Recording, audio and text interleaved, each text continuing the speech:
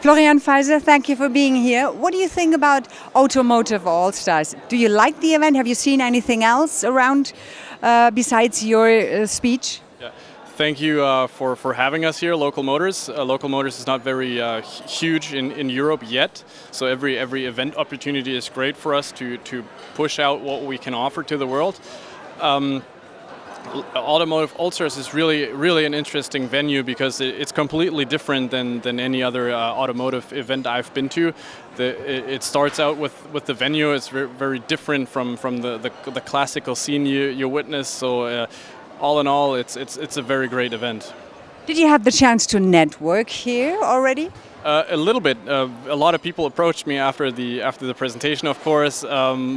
That was just a few minutes ago, but I'm sure good things will happen.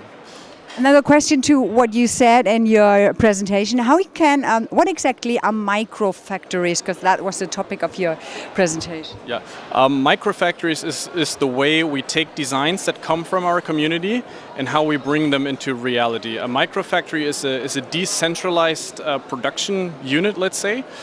So it's what the name says. It's a microfactory. It's a way to produce things, and we can place them wherever the local demand is existing. A microfactory has typically a size of 3,500 square meters. So for square feet, that would be times 3. It mirrors what Local Motors does, which is designing, building, and selling vehicles. It's not just a factory, but it's also a place where community members from our virtual platform can come together and work on their vehicle projects. But it's also a place where you can buy vehicles or you can buy products that are associated with Local Motors.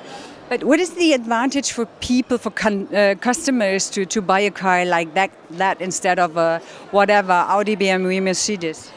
What's great about it is that a 3D printed car, in one word or in one sentence, I should say, it's click, print, drive. So you have now a realistic influence on what you want to see in a vehicle, and you're not forced to buy whatever an OEM, a classical OEM, puts in front of you. So it enables and it empowers the consumer, but it also empowers people who care about vehicles, such as designers, engineers, enthusiasts, and all these people who want to work on vehicles.